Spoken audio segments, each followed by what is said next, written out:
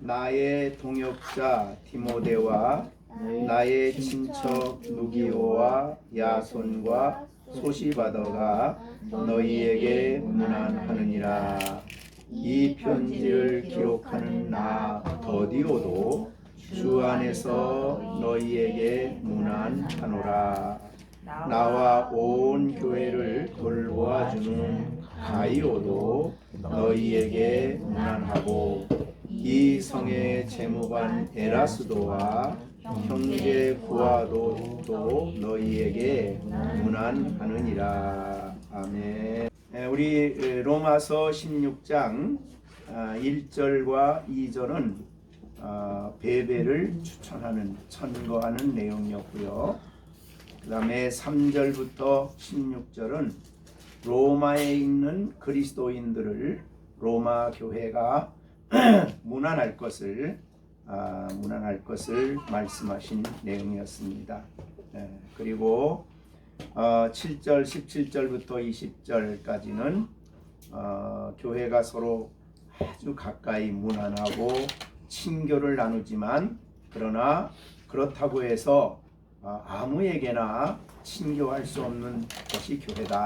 그래서 17절과 20절은 다른 교훈, 너희가 배우지 않는 다른 교훈을 전하는 사람들에게서 떠나라는 말씀으로 경고의 말씀을 주신 것이 17절로 20절입니다.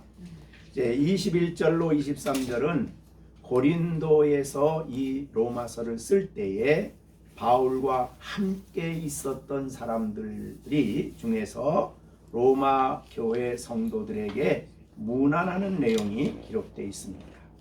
그러니까 3절부터 16절은 로마에 있는 그리스도인들에게 로마 교회가 문안할 것을 얘기한 것이고, 오늘 21절과 23절은 고린도에 있는 바울과 함께 있는 성도들이 이 서신을 쓰는 마지막 부분에 가서 로마에 있는 성교회에게 문안하는 내용이 기록되어 있습니다. 그래서 여기에 나오는 사람은 이제 8명의 명단이 나오는데, 물론 바울과 함께 있던 사람이 8명뿐은 아닌 줄로 압니다. 그러나 여기에 있는 8명은 로마에 있는 교회 성도들도 잘 알 수 있는 사람이고, 이들이 문안을 했을 때에 그들이 아주 반갑게 그 문안을 받을 수 있는 그런 사람들이기 때문에 여기에 8명의 사람들을 여기에 기록하고 있다, 그렇게 볼 수 있습니다. 이 8명의 그 문안하는 바울과 함께 있는 이 사람들, 오늘 설교의 제목을 소중한 동역자들이라 그렇게 적었습니다. 즉 바울이 고린도에서 서신을 쓰고 있을 때뿐만 아니고, 바울과 함께 이들이 이제 예루살렘으로 가기 전에, 예루살렘으로 마지막 여행을 하기 전에 같이 있었던 사람들입니다. 그래서 아마 그들이 이 로마서를 쓰는 바울을 보면서 이렇게 문안을 하고 있는 그런 모습입니다.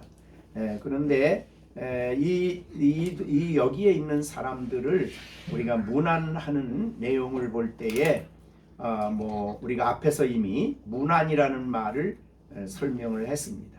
그래서 교제하는 거다, 이렇게 비록 떨어져 있지만, 그러니까 3절 말씀부터 16절은 그 로마에 함께 있는 사람들이 교제하는 일이요, 문안하라는 얘기였고, 교제하라는 얘기였고, 21절과 23절은 비록 장소는 멀리 떠나 있지만 그러나 그리스도 안에서 하나의 교회입니다.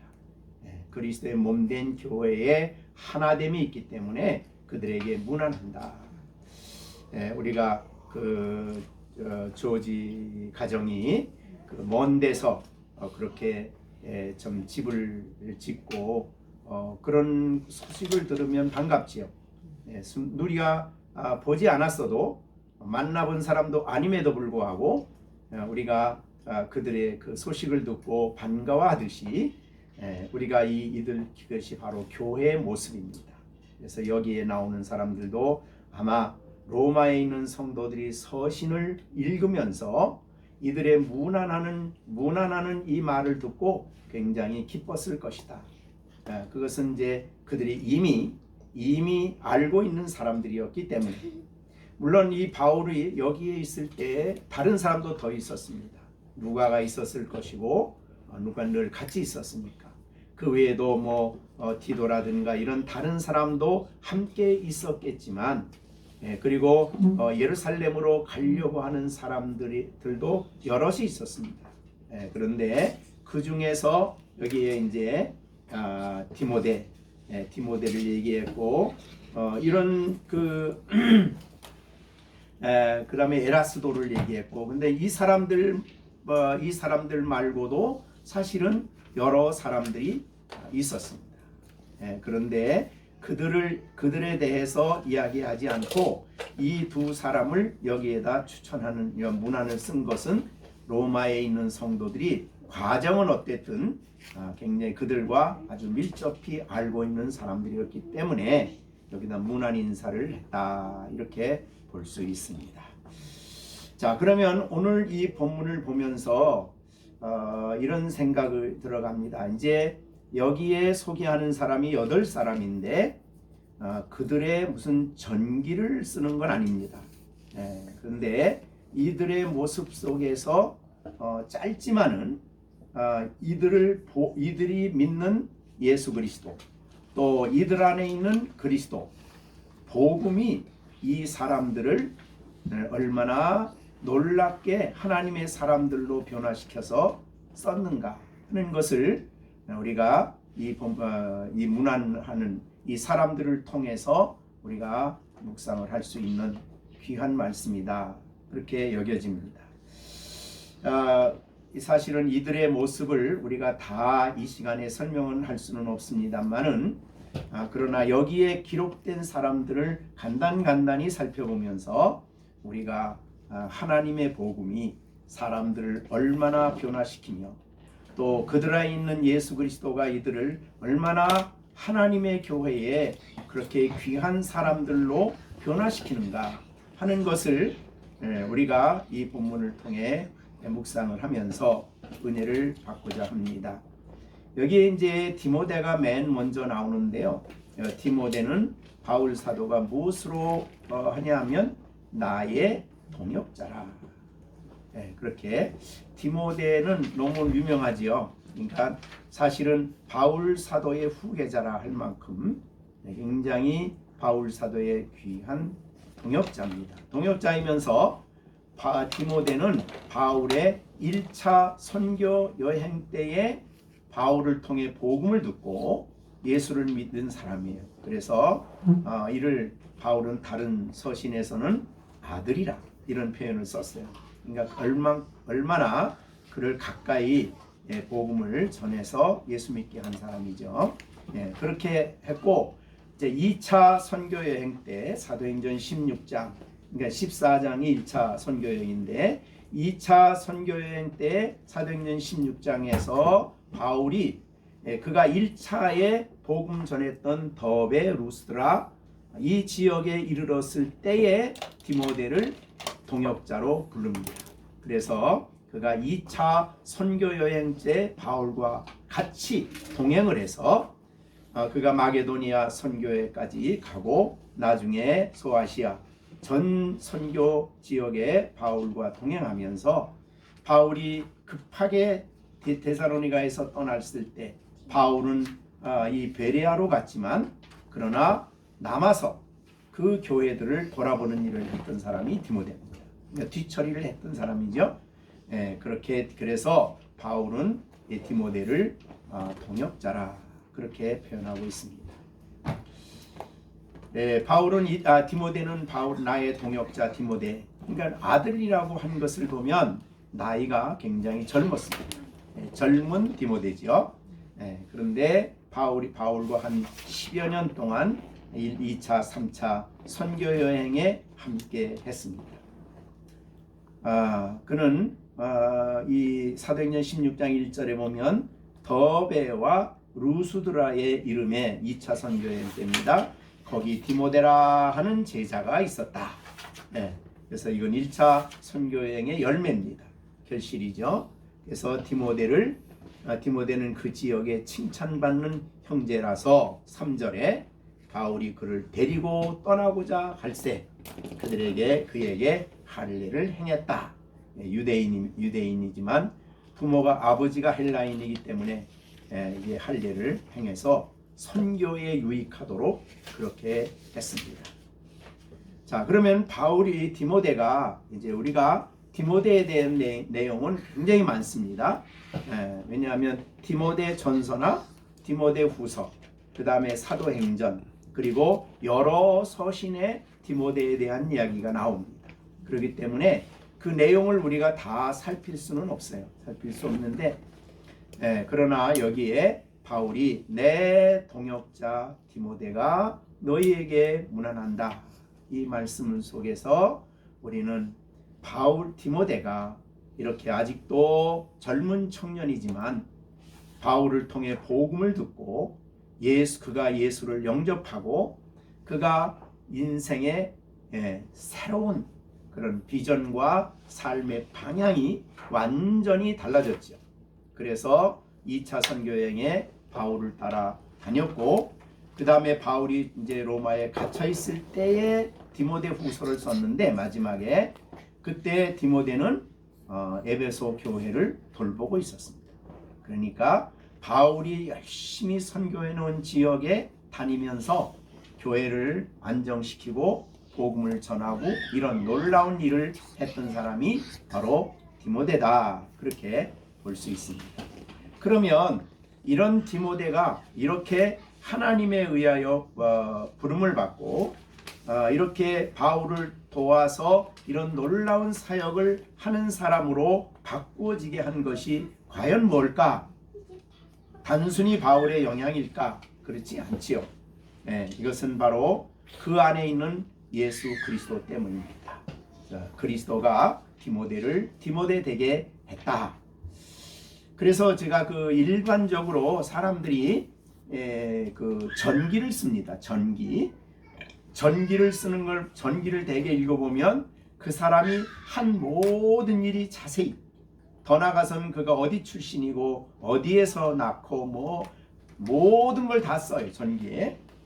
그런데 성경에 나오는 이 사람들은 어떤 사람은 이름만 쓰고 뭐 앞에 있는 그 사람들도 마찬가지예요. 28사람을 말할 때도 이름만 쓴 사람, 여기는 구아도라는 사람은 이름만 쓰고 다른 데는 나와 있질 않아요.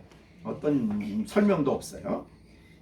그래서 이런 거를 우리가 보면서 성경은 사실은 하나님이 디모데가 무슨 일을 많이 했다를 말하는 것이 성경이 아니고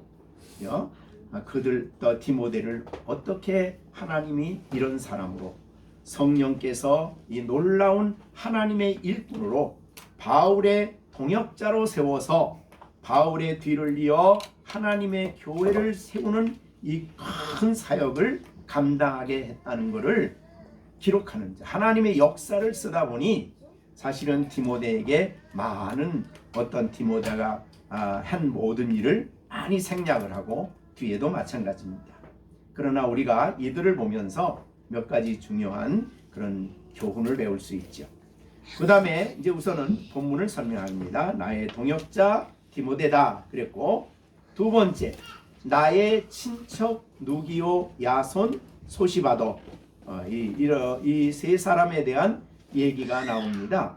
여기에 친척이라는 말은 우리가 육신 이런 어떤 그 혈연 관계가 아니고 로마서 9장 3절에 보면 이런 말이 있어요. 바울 사도가 유대인을 설명할 때에 나의 형제요 곧 골육의 친척이라. 그러니까 유대인 전체를 얘기를 하고 있어요. 안 믿는 사람까지 포함해서 친척이라는 말을 썼습니다. 같은 로마서에서 친척이라고 말할 때에 우리가 여기서 알 수 있는 것은 이 사람은 유대인이다 라는 걸 알 수 있죠. 유대인 누기오라는 사람입니다. 누기오. 근데 이 누기오는 사도행전 13장 1절에 보면 수리아 안디옥에 교사들이 있었습니다. 사도행전 13장 1절에 안디옥 교회 선지자들과 교사들이 있는데 바나바, 니게르라는 시므온, 구레네 사람 루기오, 여기에 구레네 사람 루기오 이 사람이 나옵니다. 그러니까 여기에 우리 이제 번역상 그런 차이가 있는 건데 여기에 21장에 나오는 나의 친척 루기오는 바울이 수리아 안디옥에서 안디옥 교회를 섬길 때에 같이 일했던 루기오입니다. 그래서 구레네 사람 루기오, 같은 루기오로 봅니다. 그러면 이 사람은 선지자였습니다. 그죠? 이 사람은 교사였습니다. 안디옥 교회의 교사였어요. 그때 교사는 이제 성경을 가르치는 중요한 안디옥 교회의 부흥에 바울과 함께 중요한 역할을 했던 교사 선지자 4명 중에 하나. 바나바, 시므온, 루기오, 그다음 마나엔, 사울 이렇게. 이 중에서 이제 바나바와 사울은 선교사로 가고, 그다음에 니게루, 시므온, 루기오, 마나엔이 있었는데 이 중에 루기오는 얼마 안 있다가 바울의 사역에 동참을 해서 여기에 지금 고린도에 같이 있다 이렇게 볼 수 있어요. 그러니까 이 사람도 예수님을 만나고 난 다음에 이렇게 놀랍게 변화가 되어 바울 사도의 사역에 중요한 역할을 뿐만 아니라 안디옥 교회에서 초대 교회에 있었던 선지자입니다. 구약의 선지자가 아니고 성경이 쓰여지기 전에, 신약이 완성되기 전에 하나님 말씀을 교회에 외쳤던 선지자, 그 사람이 선지자예요. 그 다음에 교사, 오늘날로 말하면 목회자입니다. 이렇게 중요한 역할을 했던 사람이 여기에 루기오입니다. 근데 루기오는 보니까 구레네 사람이라 그런 겁니까? 아프리카 사람, 그죠? 아프리카 사람으로서 유대인이었습니다. 아프리카에서 태어난 유대인이죠. 그래서 예수 그리스도를 믿었는데 아마도 이 사람은 사도행전에 오순절에 성령이 임했을 때에 그때 있었던 루기오. 그래서 오순절 성령의 은혜를 받고 이 안디옥에 가서 복음을 전하고 그리고 바울과 함께 동역하다가 바울의 선교사에게 참여했던 분입니다. 자, 그 다음에 누가 나오냐면 야손이 나옵니다. 야손은 데살로니가에서 바울 사도가 복음을 전할 때 유대인들이 데살로니가를 바울을 체포해서 사로잡으려고 하는 그런 상황에서 바울 대신에 체포되어서 바울을 피신시키는 일을 했던 사람이 야손입니다. 그리고 그는 데살로니가의 귀한 지도자로서 이 야손의 집에서 바로 교회가 시작이 됐습니다. 데살로니가. 그런 중요한 역할을 한 사람입니다. 자, 그 다음에 소시바더가 너희에게 문안한다. 이 소시바더는 사도행전 20장 4절에 베레아 사람 부로의 아들 소바더, 여기는 이제 소바더라고 돼 있어요. 이 사람이 바로 소시바더입니다. 그래서 20장 4절에 보면 아시아까지 함께 가는 자인 베레아 사람 부로의 아들 소바더, 이 사람이 바로 소시바더. 그래서 데살로니가 사람 아리스타고, 세군도, 더베 사람 가이오, 디모데와 아시아 사람 두기고, 드로비모, 이 사람들이 지금 사도의 고린도 로마서를 쓸 때 고린도에 같이 있었으니만 여기에 문화를 안 한 사람들이 있어요. 근데 문화를 한 사람들은 전부 다 로마의 성도들에게 이미 알려져 있는 사람들이에요. 그래서 그들이 이제 여기에 오늘 본문에 나오는 소바더 같은 말입니다. 같은 사람으로 봅니다. 그래서 이 사람은 베레아 교회의 중요한 일꾼으로서 그렇게 선교 구제 헌금을 보내기 위해서 베레아 교회에서 헌금을 모아서 이 소시바더를 그 이제 보내가지고 고린도에 가가지고 이제 거기서 지금 예루살렘으로 가기 위해 대기하고 있었던 사람, 소시바더, 너희에게 문안하느니라 그랬습니다.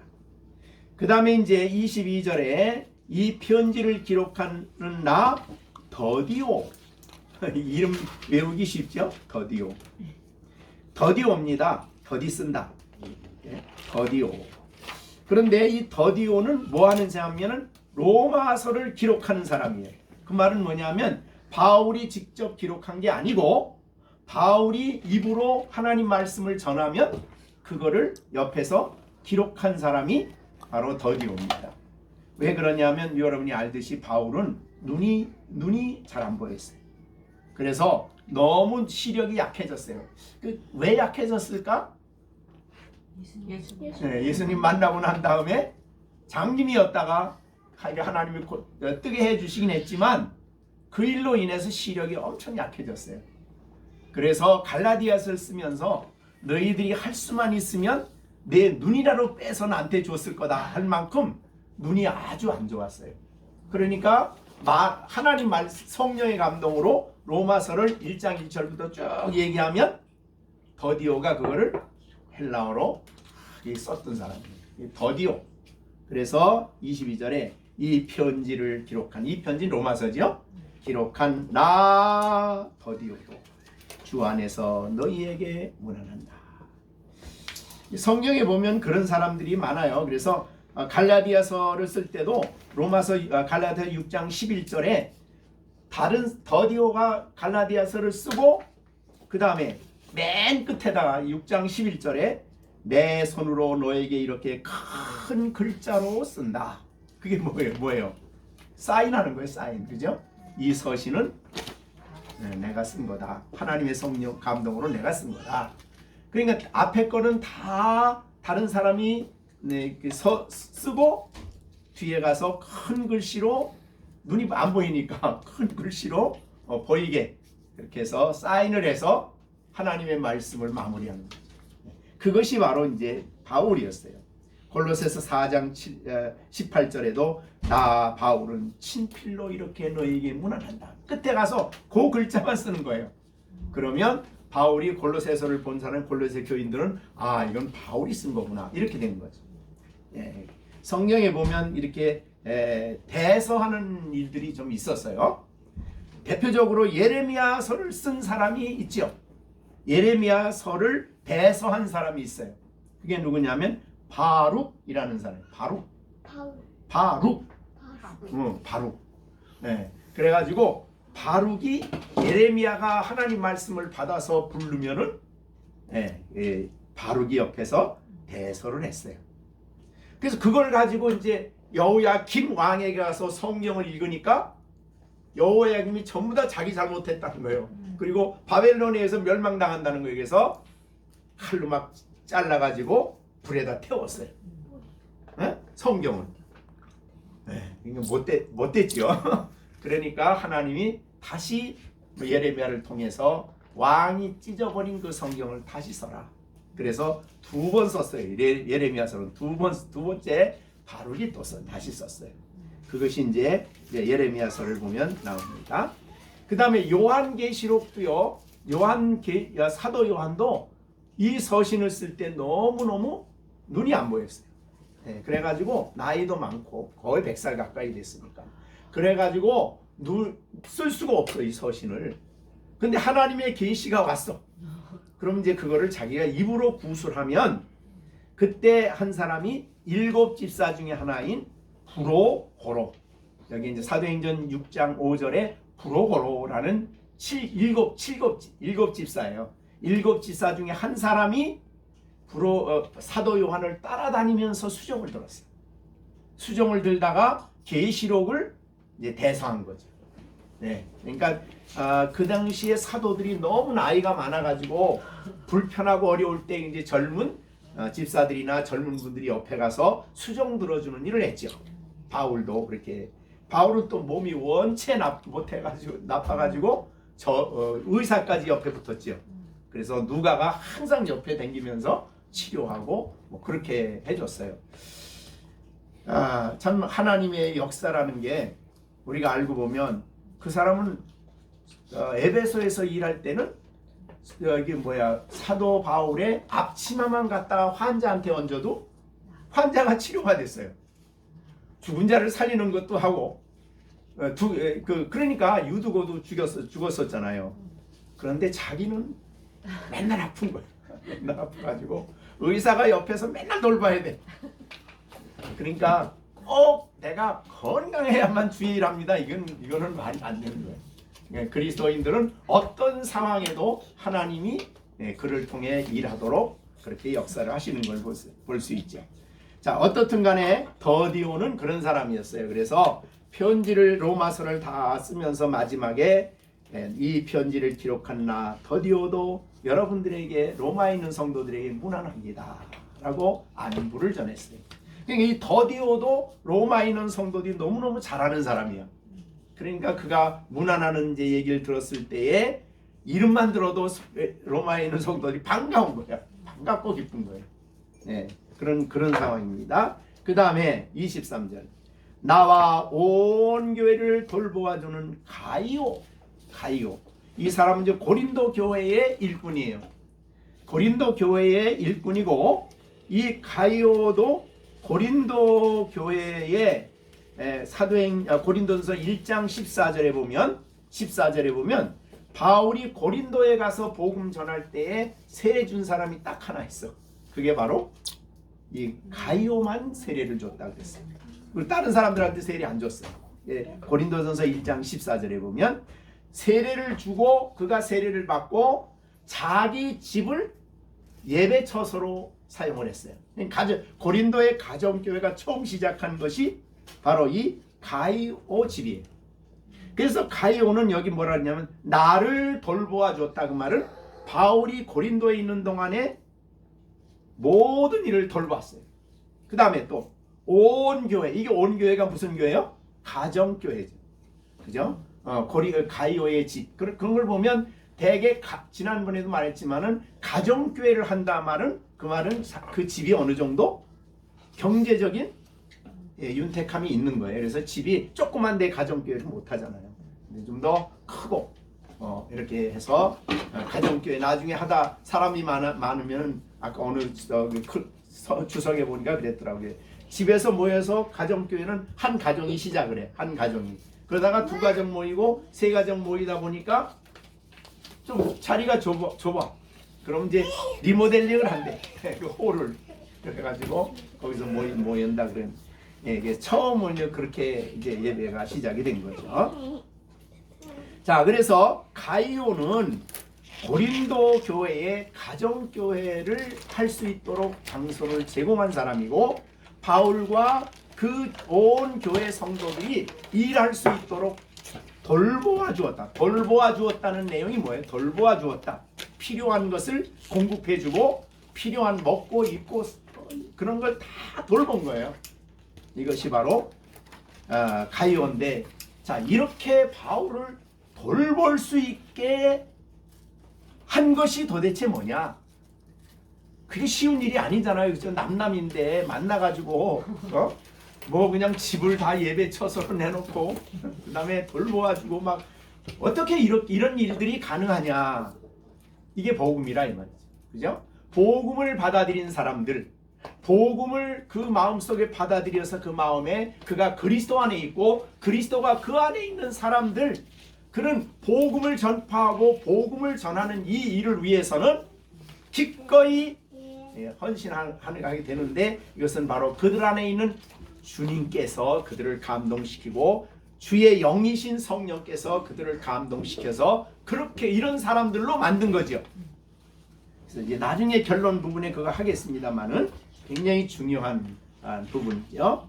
자, 그 다음에 나오는 사람이 에라스도라죠. 에라스도. 여기 에라스도는 이 성은 고린도예요.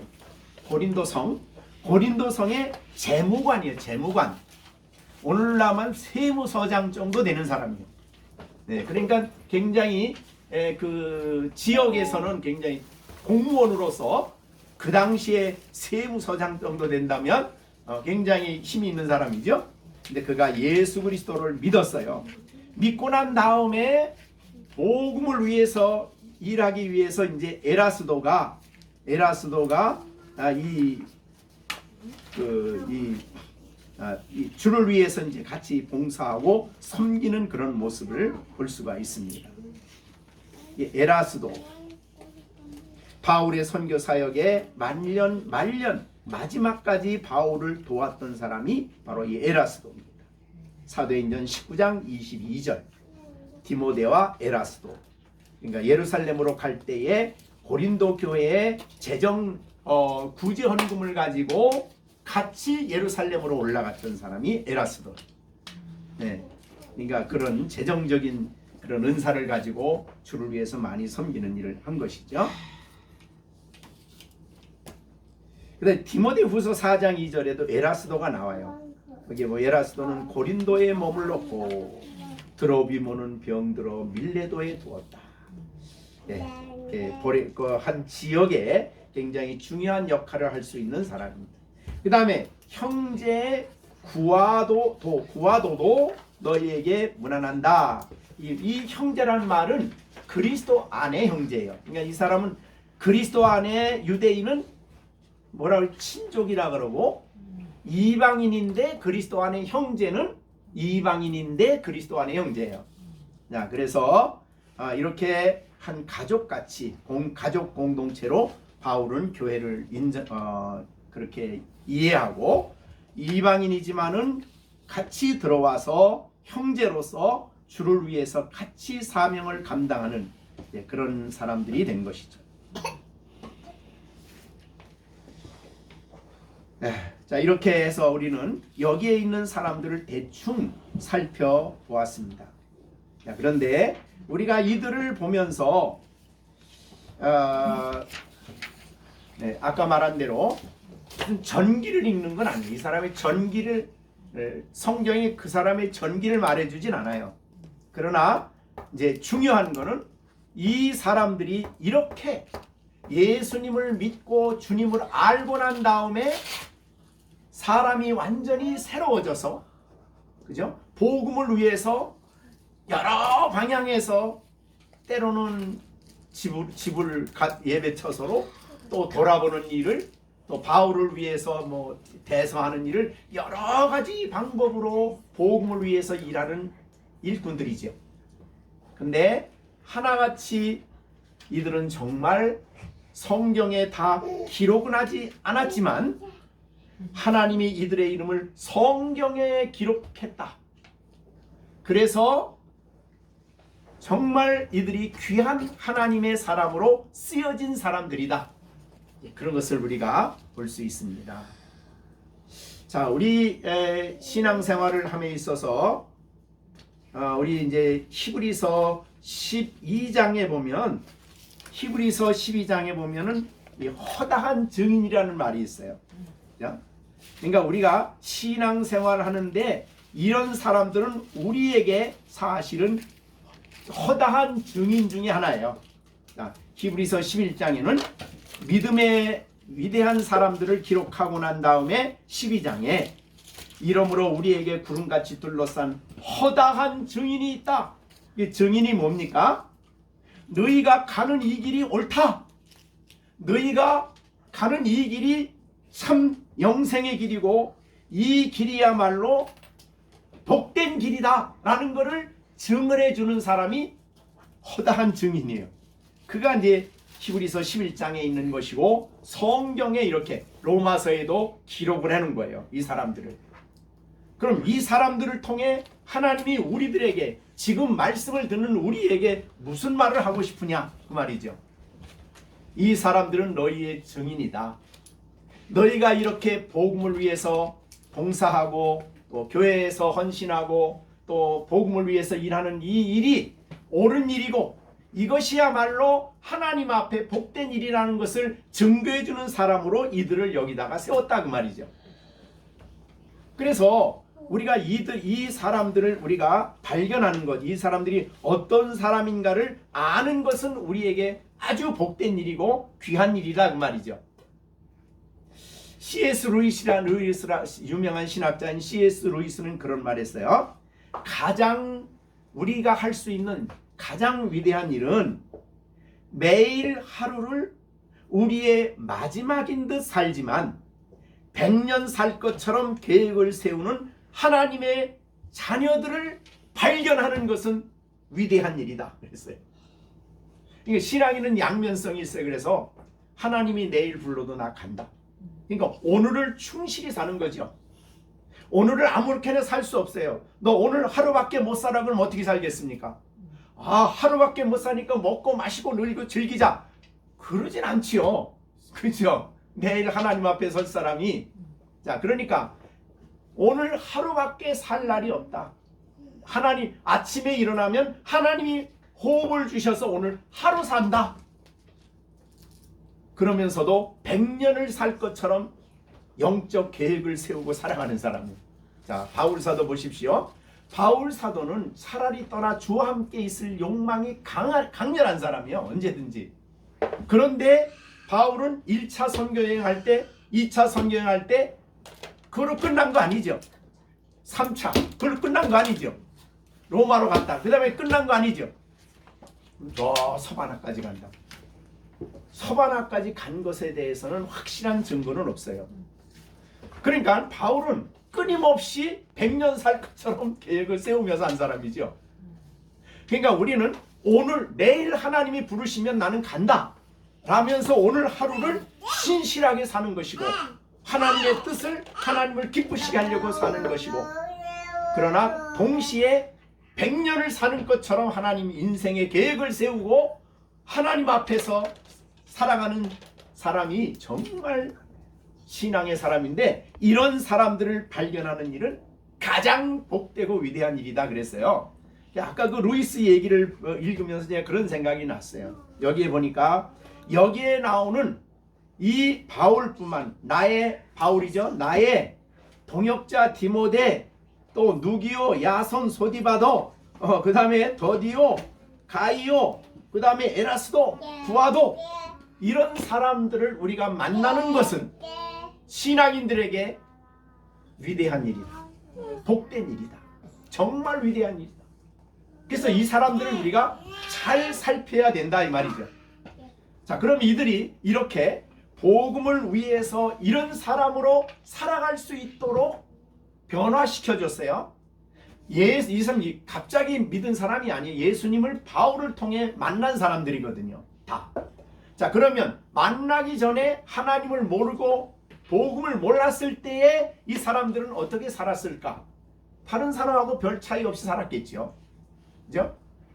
그러나 바울을 통해 복음을 받아들이고 예수를 믿고 난 다음에 이들을 이런 사람으로 이렇게 헌신한 사람으로 이렇게 복음을 위해서 바울 사도의 사역을 위해서 시간을 자기의 전생을 자기의 삶을 드리면서 함께 사역했던 이런 사람들로 바꿔놓은 게 뭘까? 첫째, 뭘까요? 성경. 성경이겠죠. 그래서 유명한 그런 글이 있어요. 성경이 만든 사람을 만나는 것은 은혜다. 성경이 만들어 놓은 사람이야. 그래서 유명한 링컨은 성경이 그 사람을 그렇게 만들었어. 그러니까 우리 다른 책하고 성경의 차이지요. 성경은 그 성경을 통해서 말씀을 만나게 되면 그 사람이 변화되어지고 생의 목표가 달라지고 세계관이 달라지고 인생관이 달라지고 모든 삶이 달라집니다. 그러니까 성경이 만든 사람을 만나는 것은 큰 복이다. 그런 말을 한 거예요.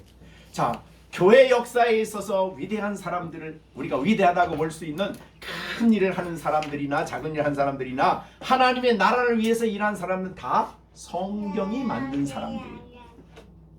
성경은 우리를 변화시키는 책입니다. 다른 책하고 그래서 다른 거예요. 성경은 하나님의 말씀이기 때문에. 그래서 아이들에게 이 말씀이 마음속에 들어가 있으면 그 말씀이 언젠가는 강력하게 역사해서 걔들의 앞길을 바로 잡아놓고 바른 길로 갈 수 있도록 변화시키는 거죠. 그게 바로 하나님 말씀입니다. 자, 그 다음에 또 이런 이 사람들은 무엇이 그렇게 이 사람들을 만들었을까요? 무엇이 이 사람들을 이렇게 변화시켰을까요? 네, 복음이라고 생각. 복음. 우리가 로마서 복음 아니에요, 그죠? 그 중에 복음을 요약한 말이 1장 2절이죠. 이 복음은 로마서 1장 2절이죠. 하나님의 선지자들을 통하여 그 아들에 관하여 성경에 미리 약속한 것인데, 아들에 관하여 말하면 육신은 다윗의 혈통에 나왔고 성경의 영으로는 죽은 자 가운데 부활하사 능력으로 하나님의 아들로 선포되었으니 곧 우리 주 예수 그리스도. 복음의 내용은 우리 주 예수 그리스도십니다. 자, 그러면 이들을 이렇게 바꾼 거는 바울이 열심히 제자 훈련해서 그 사람들을 이렇게 바꾼 게 아닙니다. 물론 제자 훈련이 있었지만 주 예수 그리스도를 그들에게 전했고 예수 그리스도가 그들 안에 함께 하셨고 그들이 그리스도 안에 있기 때문에 이런 변화가 일어난 거죠. 그러니까 그리스도가 이 사람들을 변화시키고 또 그리스도가 이 사람들을 새롭게 한 거고 그렇게 된 것인가. 그리스도와 교제가 이들을 이렇게 변화시킨 거죠. 그리스도와의 만남이 변화시킨 거죠. 바울이 어떻게 바울이 됐습니까? 신약이 바울을 바꾼 거 아니잖아요. 구약이 바울을 바꾼 거 아니잖아요. 바울을 변화시킨 거는 예수 그리스도가 바울을 만났기 때문에 그런 거예요. 그러니까 우리가 이 사람들을 변화시키는 거는 성경에 기록된 복음이신 예수 그리스도를 만나게 됩니다. 그리고 그 주님과 함께 교제하면서 변화가 일어나기 시작하는 거예요. 자, 그래서 우리를 부르신 하나님의 목적이 뭐냐? 그럴 때 우리가 왜 우리를 하나님이 이 세상 가운데서 불러내셨느냐? 고린도 전서에서 보면 그런 말씀을 하셨죠. 고린도 전서 1장 9절에 너희를 불러 예수 그리스도 우리의 접으로 교제는 혼자 하는 거 아닙니다. 주님과 그것도 살아계시지 않은 분과 교제하는 거 아니에요. 살아계신 분과. 그래서 여러분이 성경을 볼 때 기본적인 태도가 성경은 바로 하나님이 오늘 주님이 나에게 찾아오신 거고 성경을 통해서 나에게 자신을 나타내시는 거고 나에게 말씀하는 거니까 그분을 만나는 게 성경이에요. 그게 다른 책하고 그래서 다른 거예요. 그래서 이들을 이렇게 놀랍게 바꾸시고 변화시킨 거는 복음이다. 주 예수 그리스도다.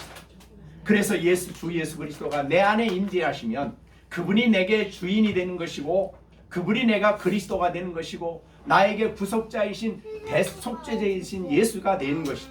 그러니까 이것이 나를 여기에 있는 사람들을 이렇게 변화시켜서 예수를 위해서 복음을 위해서 헌신하고 공무원이었던 에라스도 드로피모 디모데 이 여기에 있는 8사람의 모습이 그런 것으로 바꿔졌다는 말이에요. 그러니까 흔히 말하는 대로 예수를 영접하고 그리스도를 모셨는데 아무런 변화도 없다. 그거야말로 이상한 일이고 기적적인 일이에요. 주님을 만나는데 그게 언어가 달라지고 생각이 달라지고 품성이 달라지고 생각하는 게 달라지고 인생관이 달라지고 목표가 달라지는 것이죠. 바울이 바울이 어떤 사람입니까?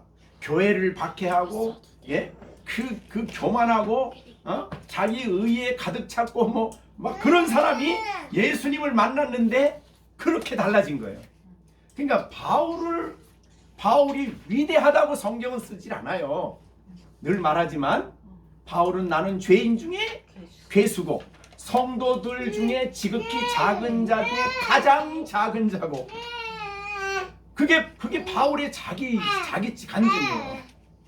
근데 이런 바울이 그런 일을 했다면 그것은 바울 안에 있는 그리스도지 바울이 그렇게 했지, 바울이 한 것이 아니고 그리스도가 그렇게 했다는 거죠. 그래서 우리는 여기에 성경을 보면서 사실은 그런 입장을 가지고요, 여러분들이 성경을 보기 시작하면 정말 성경이 다르게 보여요. 그러니까 성경을 보며 야, 내가 이렇게 살아야지, 이 정도 수준으로 성경을 보면 그렇게 못 삽니다. 성경을 통해서 그리스도를 만나고 그리스도가 내 안에 역사하고 그분이 내게 주신 은사를 가지고 은혜를 가지고 살아가는, 그리고 그리스도를 만날 때 내가 누군가를 아는 사람은 욥과 같이 나는 먼지입니다, 나는 날아다니는 낙엽입니다, 그런 고백을 한다 그 말이죠. 욥이 어떤 사람입니까? 적어도 고대 한 도성의 한 성의 왕과 같은 위치에 있던 사람이에요. 그런데 그가 예수를 만나고 나니 나는 하나님 앞에 이제 이 입도 뻗건 못합니다. 나는 죄인입니다. 내가 알지도 못한 걸 떠들었습니다. 막 그렇게 얘기하잖아요. 그러니까 신앙인에게 있어서 하나님을, 주님을 만나서 주님을 바로 알면 나를 알아요.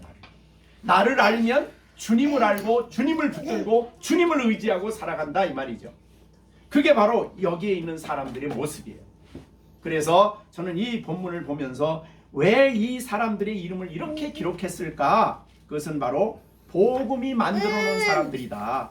그래서 이들은 이렇게 헌신하고 이렇게 그리스도를 위해서 자기를 드리고 이렇게 주의 나라와 복음을 위해서, 그리고 교회의 한 영혼을 위해서 헌신했다. 자, 예수님께서 마태복음 25장에 그런 말씀을 하셨죠. 예수님이 이 땅에 오셔서 재림하셨어요. 재림하셔서 예수님이 그 만난 사람들이 하는 대표적인 말씀이 있죠. 오른편에 있는 양들에게 하시는 말씀이죠. 그죠? 무슨 말씀을 합니까? 창세로부터 너희를 위해서 예비된 나라를 상속받아라. 그 말씀이 이제 마태복음 25장에 나오잖아요. 그죠? 이게 재림 때 하시는 말씀이에요. 그죠? 네, 25장 34절 봅니다.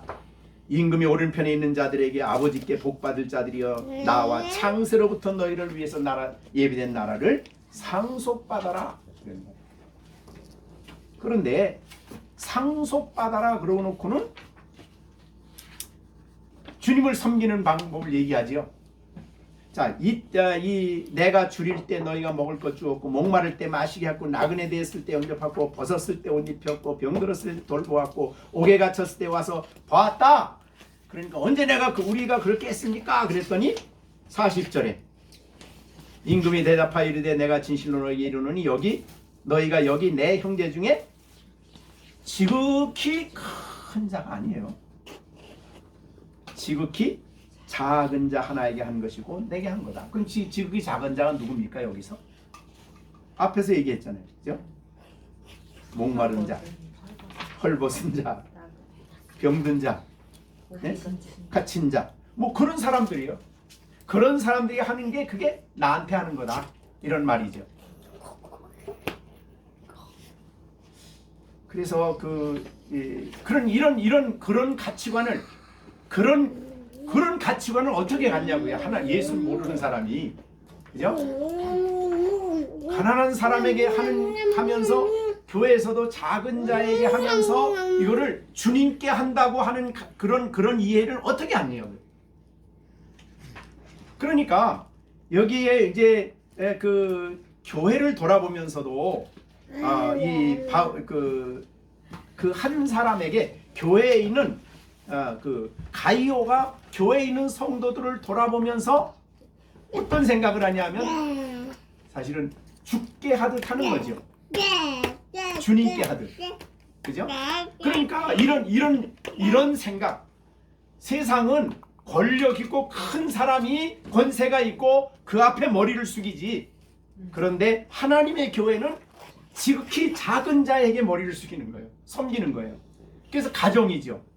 가정에서는 시온이보다 손이 더 가는 사람이 시완이죠. 왜요? 어리니까. 그러니까 교회는 나이 많고 성숙한 사람이 어린아이들을 더 돌보는 게 가정교회예요. 일반 교회도 그런 거예요. 그래서 교회에서 뭐 장로 되고 뭐 되고 그래서 장로 이러라고 장로 세우는 거 아니라니까요. 그래서 그래서 예수님이 그랬잖아요. 근데 제자들은 끝까지 그랬어요. 십자가 지러 예수님이 간다 그러니까 십자가를 향해 가면서 누가 크냐? 누가 크냐? 네가 크냐? 내가 크냐? 이거 가지고 서로 다투고 서로 싸우고 서로 그거 평가하고 앉아 있으니까 예수님이 어린애 데려다 놓고 야야야 이 애같이 되라. 하나님 나라에서는 자기를 낮추는 사람이 작은 사람이 큰 사람이고 섬김을 받는 자가 큰 자가 아니라 섬기는 자가 큰 자다. 그런 얘기를 하셨는데 그런 가치관을 그런 사람을 보는 눈을 주님 모르고 어떻게 아냐고요. 그러니까 이 사람들이 이방 땅에 가서 이렇게 복음을 전하는 것도 예수님을 만났기 때문에 그런 변화가 일어난 거죠. 자, 우리가 이제 어떻든 또 이렇게 이스라엘도 돕고 선교사도 돕고 또 이제 남수단도 돕고 조지 로드도 돕고 보지도 않은 사람 뭐 이렇게 그 사진 보면서 좋아하는지 좋잖아요, 그렇죠? 그게 바로 예수가 우리를 그렇게 만들어 놓은 거지, 그죠? 주면서도 그렇게 좋잖아요, 그죠?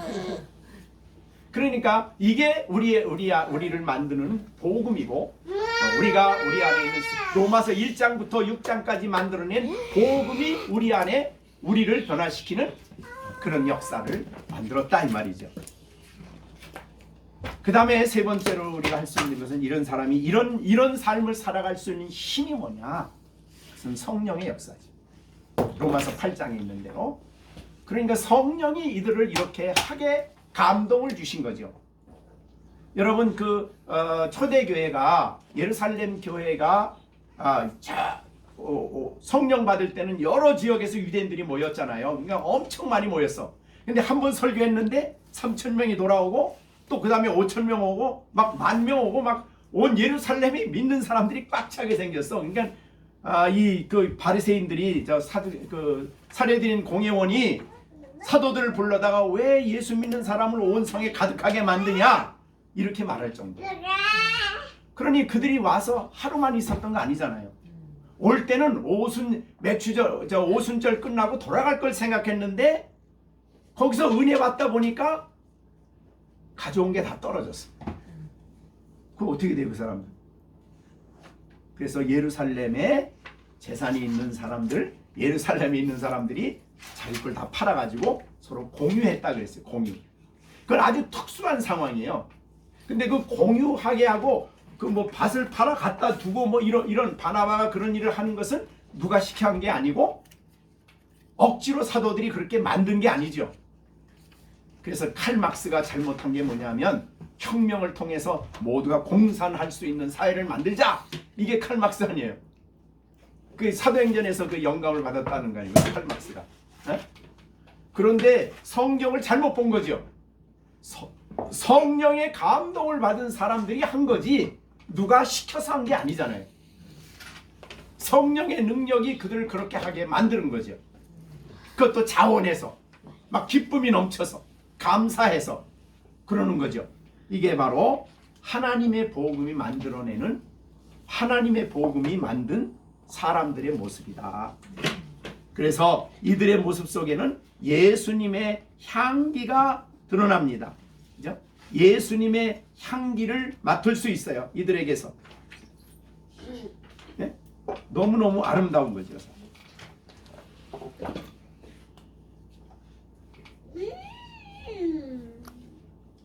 자, 그러니까 우리가 이제 한마디로 요약을 하면 그렇습니다. 바울 사도는 우리를 그리스도 안에서 이기게 하시고 각 처에서 예수님을 아는 냄새를 나타내시는 하나님께 감사한다 그런 말을 고린도 후서에서 얘기했어요. 그죠? 고린도 후서 한번 보시죠. 고린도 후서 2장 14절. 고린도 후서 2장 14절 같이 읽겠습니다. 항상 우리를 그리스도 안에서 이기게 하시고 우리로 말미암아 각처에서 그리스도를 아는 냄새를 나타내시 하나님께 감사하노라. 우리를 구원하는 자에게나 망하는 자에게나 하나님 앞에서 여기 그리스도의 향기라는 말이 무슨 뜻이죠?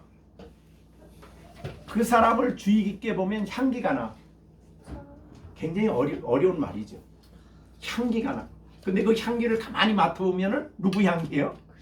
예수님의 향기야. 그러니까 이게 그런 뜻이에요. 그래서 그 냄새를 잘 맡으면은 예수님을 알게 돼. 그러니까 이렇게 볼 수 있죠. 우리가 우리 이제 열린생교회 성도들을 가만히 관찰해 보면 예수의 향기가 나. 그래서 저 집사님을 보면 예수님이 그런 분이구나라는 걸 알게 된다는 거예요. 자, 그러니까 하나님의 복음이 사람을 얼마나 새롭게 하는가 하는 것은 이제 오늘 마무리하면서 정리하겠습니다. 자, 여기에 나오는 이 8사람, 이 사람은 자기들이 위대해서가 아니에요. 자기들이 위대한 게 아니라 복음이 놀라운 거예요. 그리고 하나님 말씀이 대단한 거예요. 그리고 그들 안에 있는 성령이 위대하신 거고, 그 다음에 그리스도와 함께 깊이 교제하는 그들의 삶에서 이런 모습들이 드러난 거예요. 누가 억지로 시켜서 하는 게 아니에요. 하나님의 교회는 그래서 억지가 없어요. 억지로 하려고 하는 것은 교회의 모습이 아니에요. 어느 교회도 그래서 너무 제도적으로 억지로 막 그 프로그램으로 막 이끌고 가는 건 안 좋은 거예요, 사실은. 예수 그리스도와 깊이 교제하는 가운데 마음에서부터 자원하는, 그리고 깨닫게 하심으로 그 일을 기쁘게 헌신하는 이런 성도들이 모인 게 바로 하나님의 교회예요. 그게 아름답죠. 얼굴 붉히며 일하지 않죠. 기쁨으로 일합니다. 내 안에 그리스도가 계시기 때문에. 이 일이 앞서지 않아요. 이번에 우리 돕는 마차중앙교회, 그죠? 마차중앙교회도 권사님 한 분이 난리를 쳐가지고 중단했다고. 그래서 제가 일을 할 때에 제가 오면서 그 선교사 목사님한테 그런 얘기했어요. 목사님, 이런 일을 할 때 쉽지 않습니다. 반대하는 일이 일어날 수도 있고 어려운 일이 일어날 수 있는데, 특히 시골교회에서는 더 하거든요. 그런 일이 일어날 수 있는데 일보다 평안이 먼저입니다. 일이 먼저 앞서다 보면 평안이 깨지고, 평안이 깨지면은 교회가 어려움이 옵니다. 그러니까 일이 먼저 앞서지 마시고 일을 하다가 평안이 깨질라 그러면 일을 취소하십시오. 일은 다음에도 할 수 있습니다. 그 부탁을 제가 하고 왔거든요. 근데 이분이 그렇게 했는지는 모르겠어요. 그러니까 하나님의 교회는 모든 게 때가 되면 하나님의 영이 성도들 안에 감동을 주셔가지고 일을 해야 돼요. 이거 바로 이제 우리가 무슨 일을 하든지 마찬가지거든요. 하나님이 기뻐하는 일인가, 하나님이 원하시는 일인가. 그래서 우리가 성경을 보고 하나님 말씀을, 우리가 성경학교 한다 그럴 때 아이들을 바르게 세워주는 일은 하나님 기뻐하는 일 아니에요. 그죠? 어린 아이들을 세우는 일이야말로 정말 우리의 큰 과업이에요. 얘들이야. 어리지만은 얘들이 앞으로 어떻게 하나님이 쓰실지는 우리는 정말 모르는 거예요. 그러니까 우리가 그런 생각을 하면서 아이들에게 말씀 가르치는 일이 정말 귀하다고 생각하고 기도하면서 기쁜 마음으로 우리가 이 일을 감당을 해야 되는 것이다. 자, 오늘은 하나님의 교회의 모든 일꾼들은 복음이 만든 사람들이고, 성경 말씀이 만든 사람들이고, 성령이 그 일을 하게 한 사람들이다. 이것이 바로 하나님의 나라의 일꾼들의 모습 속에 나타나는 아름다운 향기다. 여기에 사랑이 있고, 여기에 봉사가 있고, 여기에 희생이 있고, 여기에 자발적으로 나를 드리는 모습이 있는 거다. 근데 사실 아이들은 죄성이 강렬해. 아직도 얘들 마음속에는 죄성이 아직도 남아있어서 자기 마음에 안 맞으면 막 하는 거야 그냥. 그러니까 아직도 죄성이 남아. 그러니까 아이들만큼 죄성을 볼 수 있는 데가 없어요. 확실하게 보여주는 거야. 아담의 후손이구나.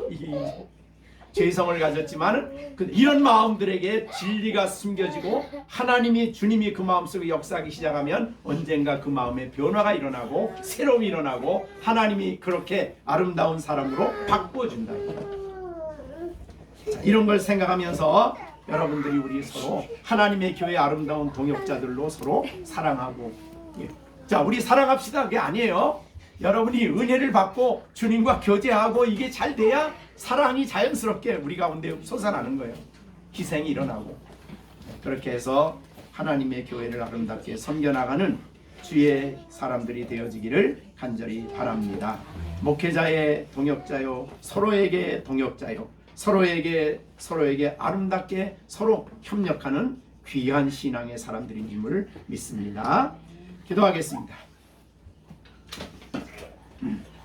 우리가 오늘 8명의 바울의 동역자를 우리가 서로 말씀을 통해 살펴보았습니다. 하나님, 이들은 누가 만든 사람이 아니라 성경 말씀이 이들을 이렇게 만들었고, 복음이 이들을 만들었고, 성령께서 이들을 이렇게 할 수 있는 힘과 능을 주셨고, 은혜, 이들 속에 있는 은혜야말로 이들을 이렇게 향기나는 그리스도인이 되게 했습니다. 우리도 이와 같은 사람들이 다 될 수 있도록 날마다 하나님께서 우리 안에 역사해 달라고, 그리고 우리 자라는 아이들이 이번 겨울 성령학교에 그 마음의 말씀이 그 마음속에 뿌려져서 그가 자라면서 30배, 60배, 100배의 결실하는 말씀이 그 마음속에 새겨지도록 하나님 역사해 달라고, 또 우리가 코로나 바이러스가 너무 지금 심한데 하나님 어려움 없이 잘 은혜 가운데 마칠 수 있도록 성령님 역사해 달라고 다 같이 우리 합심해서 기도하겠습니다. 기도하십시다. 은혜로우신 아버지 하나님 감사합니다. 오늘도 성령 말씀을 통해서 하나님이 만들어 놓으신 사람, 그리스도가 만들어 놓은 사람들, 성경이 만들어 놓은 사람들, 정말 성령이 역사하며 예수 그리스도의 은혜가 변화시킨 사람들의 모습을 보면서 오늘날 우리 열린샘교회 모든 식구들이 다 이와 같은 사람들이 되어 그리스도의 향기를 나타내게 하여 주시고, 예수를 아는 냄새를 풍기는 사람들이 될 수 있도록 역사하여 주시고, 우리 자라는 어린 아이들이 아버지 하나님, 시온이, 시준이, 시완이, 그리고 시령이, 그리고 승아가 있습니다. 저들이 아직도 죄성이 있어서 여러 가지 부족한 부분이 있지만 마음속에 이번 여름 성령학교를 통해서 아버지 하나님의 진리가 심겨지게 하시고 예수님이 저들을 만나주게 하여 주셔서 어리지만은 그러나 주님의 은혜 속에 성장해 갈 수 있도록 하나님이 역사해 주시고, 아버지가 귀 쓰는 사람들로